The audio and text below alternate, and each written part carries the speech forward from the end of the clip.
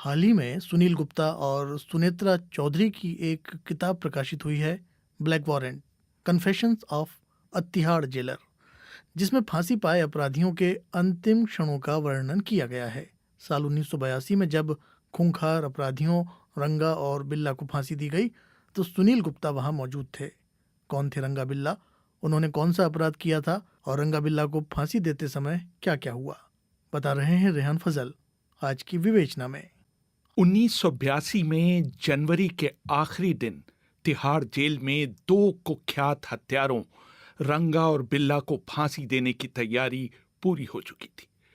जब वो सुबह 5 बजे उठे तो दोनों को चाय का एक एक प्याला दिया गया। उनसे आखिरी बार पूछा गया कि क्या वो मजिस्ट्रेट के सामने अपनी वसीयत रिकॉर्ड करवाना चाहते हैं। दोनों ने इससे इनकार किया।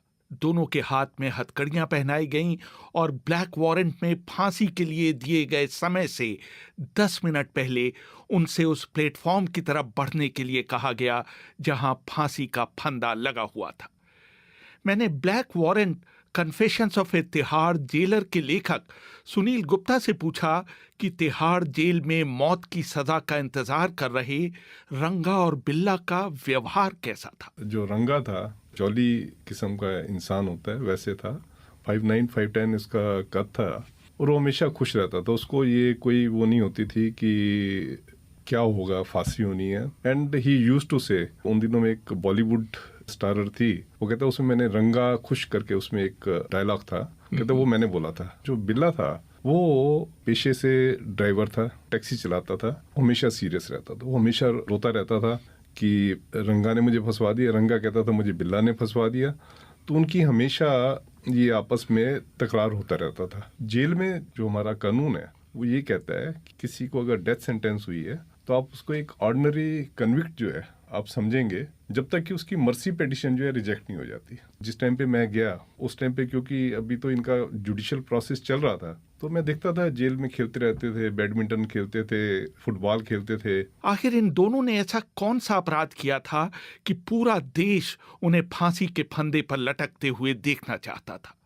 ब्लैक वारंट पुस्तक की सहलेखिका और हिंदुस्तान टाइम्स की राजनीतिक संपादक सुनेत्रा चौधरी बताती हैं। जैसे हम लोगों की जनरेशन में एज अ रिपोर्टर हमारे लिए सबसे बड़ा क्राइम जैसे निर्भया था, तो उसके पहले जो जनरेशन वाले हैं उनके लिए जो सबसे बड़ा क्राइम तो वो बिल्ला और रंगा वाला केस है। आजकल के लोग सोच ही नहीं सकते हैं कि दिल्ली में कोई इतने इनोसेंट होंगे या फिर समय इतना इनोसेंट होगा कि वो अपने मम्मी पापा को बता के जाते हैं कि हम लिफ्ट लेके पहुंच जाएंगे। ऑल इंडिया रेडियो उनका एक शो था और जाते वक्त उन्होंने किसी से लिफ्ट लिया क्योंकि बारिश शुरू हो जाती है, और लिफ्ट लेते वक्त हुआ ये कि दो गुंडे जो थे जो कि बॉम्बे से आ रहे थे, उनका प्लान ही यही था कि किसी गाड़ी को चोरी करेंगे, कुछ रॉबरी करेंगे, मतलब छोटे स्मॉल टाइम क्रिमिनल टाइप के थे बिल्ला और रंगा।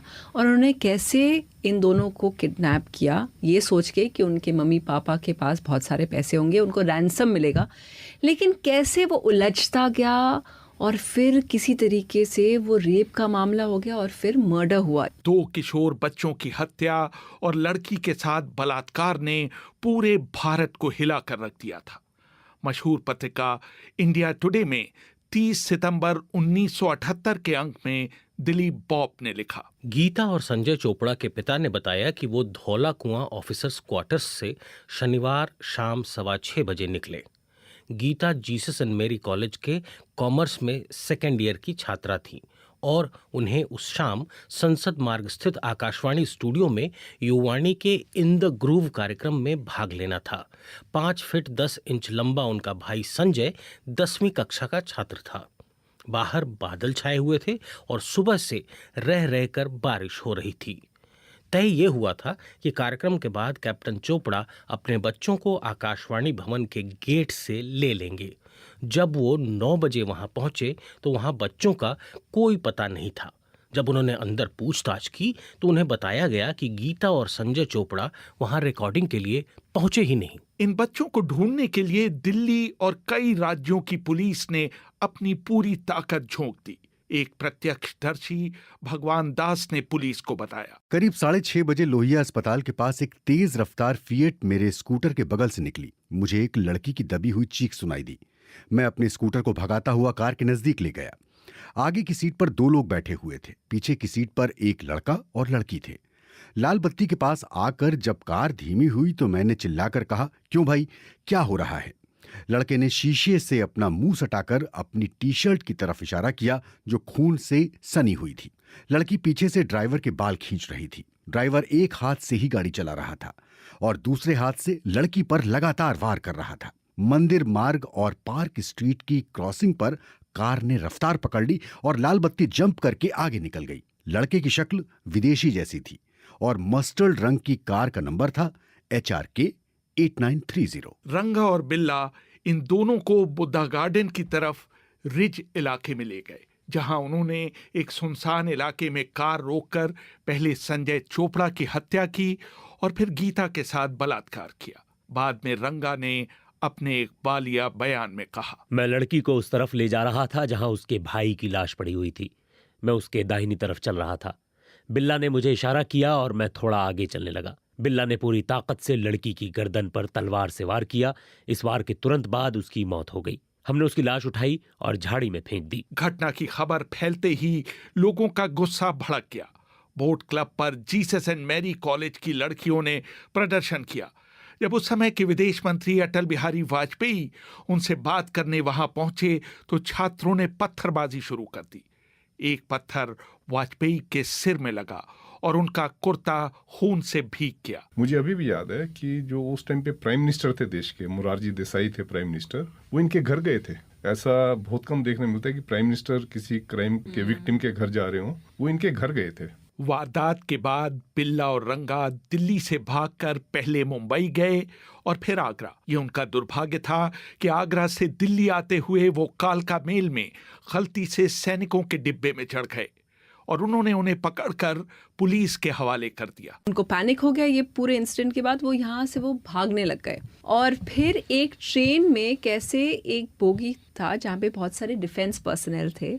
उन लोगों ने कहा कि यहाँ पे कैसे घुसा है, उनसे उनका आई कार्ड मांगा। उनको इसलिए शक हुआ क्योंकि रंगा ने बिल्ला से कहा कि वो भरा हुआ आई कार्ड देना तो उससे उनको पता चल गया कि ये बहुत ही मामला खराब है और फिर तभी उन्होंने दिल्ली के रेलवे स्टेशन पहुंचते ही उनको हैंड ओवर कर दिया। बिल्ला और रंगा को अदालत ने फांसी की सजा सुनाई, जिसे हाई कोर्ट और सुप्रीम कोर्ट ने बरकरार रखा।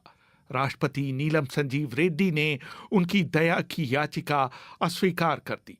दोनों को फांसी देने के लिए फरीदकोट से फकीरा और मेरठ से कालू जल्लाद को बुलाया गया। ये दो लोग जो हैं काफी लेजेंडरी हैं, आई थिंक, कालू और फकीरा। बिल्कुल ही अनऑफिशियल लेकिन हमेशा एक रिचुअल बन गया है कि उनको एक ओल्ड मंक या किसी भी अल्कोहल का बॉटल देना है, क्योंकि ये माना जाता है कि कोई भी आदमी किसी की लाइफ, इवन दो वो हैंगमैन है, वो अपने राइट सेंसेस या फिर पूरा कॉन्शियस होके शायद नहीं कर पाएंगे। और जो अमाउंट भी बहुत ही कम है जेल मैनुअल से, 150 रुपए। फिर उसके बाद बहुत लोगों ने ये कहा कि अल्कोहल वहीं पे खोल के डालते हैं। उनका ये कहना है कि उनकी जो आत्मा है जिनको उन्होंने ख़त्म किया, उनको शांति मिले करके वहीं पे अल्कोहल देना। इन दोनों को फांसी देने के लिए बिहार की बक्सर जेल से एक खास किस्म की रस्सी मंगवाई गई। फांसी की जो रस्सी है ये बक्सर जेल में बनती है, तो ये हम वहाँ से देख के आते हैं।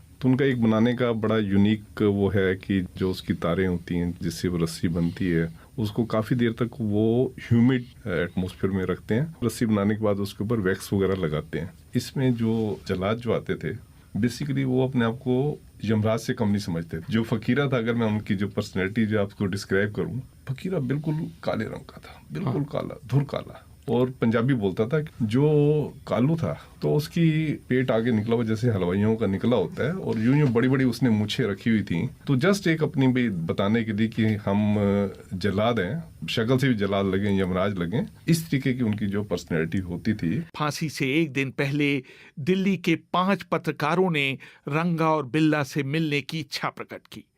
इनमें से एक थे उस समय नेशनल हेरल्ड में काम करने वाले प्रकाश पात्रा। ये जो इनके बैरक्स था ये एकदम पीछे है तिहाड़ जेल के, और उसका 3 साइड जो है, जो बिल्ला के जो एनक्लोजर था, जो बैरक, वो 3 साइड से क्लोज था और फ्रंट साइड ओपन, वो ग्रिल लगा हुआ था। मैंने सोचा था कि बहुत हट्टा कट्टा वो क्रिमिनल ये टाइप का होगा, लेकिन नॉर्मल आदमी जैसे लग रहा था, ज्यादा हेल्दी भी नहीं था वो, और वो कांप रहा था, सीवर कर रहा था।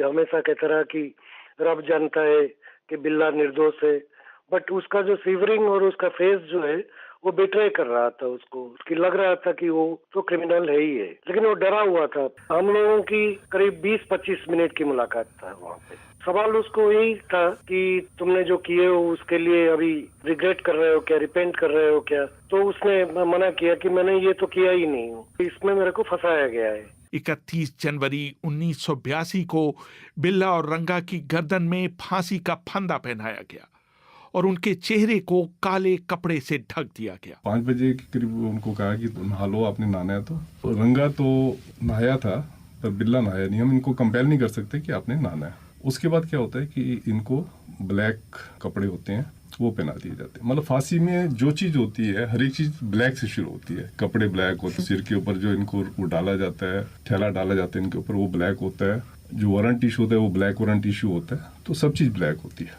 उसके बाद जो है इनको हाथ हैंडकफ करके हाथ पीछे बांध दिए जाते हैं और फिर इनको चलते हुए जो है इनको जाना होता है फांसी के तख्ते पे। तो वहां जाके इनके पैरों को भी नीचे से बांध दिया जाता है, तो आदमी बिल्कुल बंध जाता है। फिर उसके बाद उनके गले पे जो है वो एक थैला सा होता है जो डाल दिया जाता है ताकि उनको जो बाहर क्या हो रहा है वो नजर ना आए। दूसरा क्या होता है, जब एक आदमी लटकता है तो उसकी जीभ वगैरह, कईयों की आंखें बाहर निकल आती हैं।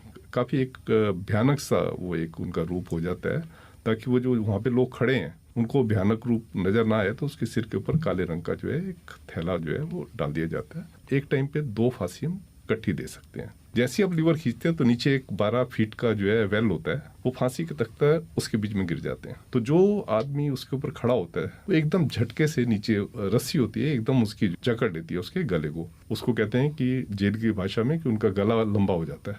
अगर आदमी का शरीर भारी है तो आपका गर्दन ऊपर रह जाती है और बॉडी नीचे गिर जाती है। निर्धारित समय पर जेल के सुपरिंटेंडेंट आर्यभूषण शुक्ल ने लाल रुमाल हिलाया और जल्लादों ने लीवर खींच दिया। 2 घंटे बाद जब डॉक्टरों ने उनकी जांच की तो बिल्ला तो मृत पाया गया, लेकिन रंगा की नाड़ी तब तक चल रही थी। अगर वेट आपका नीचे का ज्यादा होता है तो आप बहुत जल्दी आपकी लाइफ एक्सटिंक्ट हो जाती है। अगर आपका वेट हल्का होता है तो उसमें चांसेस होते हैं कि वो वेट हल्का है। और दूसरा, अगर आपने सांस थोड़ी रोक ली तो उसमें आपकी सांस धीरे धीरे निकलती है। हमारा मैनुअल ये कहता है कि 2 घंटे बाद जेल का डॉक्टर जो है उसको देखेगा और वो देखेगा कि लाइफ एक्सटिंक्ट हुई है कि नहीं हुई, और अगर हो गई है तो वो उसमें सर्टिफिकेट दे देगा और वो सर्टिफिकेट हम जो है जेल सुपरिटेंडेंट जो जिस जज ने फांसी दी होती है उसको भेजते हैं। तो इस केस में जब रंगा को डॉक्टर ने देखा तो 2 घंटे बाद भी उसमें अभी सांस चल रही थी। तो अब क्या होता है कि जो जेल एडमिनिस्ट्रेशन होता है वो बड़ी टेंशन में आ जाते हैं, बहुत टेंशन में आ जाते हैं कि इसको हमने लटकाया है तो लटका नहीं। क्योंकि ऐसे इंस्टांस मैंने पहले सुने थे कि किसी को फांसी लगानी थी, वो भाग गया, तभी वो हाथ और पैर जो है बांध देते हैं जब उसको ले जा रहे होते हैं। इसके केस में जो है ये मेरे सामने की बात है कि जो जेल स्टाफ था उनको एक ही होती है, टेंशन होती है कि इसकी लाइफ जल्दी एक्सटिंक्ट हो। तो उसके लिए गड्ढे में गया, गड्ढे में जाकर उसने टांग को खींचा। बिल्ला की तो एक्सटिंक्ट एकदम हो गई थी, रंगा की जो है उसको टांग खींच के जो है उसका वो किया। न ही बिल्ला और न ही रंगा के रिश्तेदारों ने उनके शवों को स्वीकार किया और जेल की तरफ से ही उनकी अंत्येष्टि की गई। रेहान फजल, BBC, दिल्ली।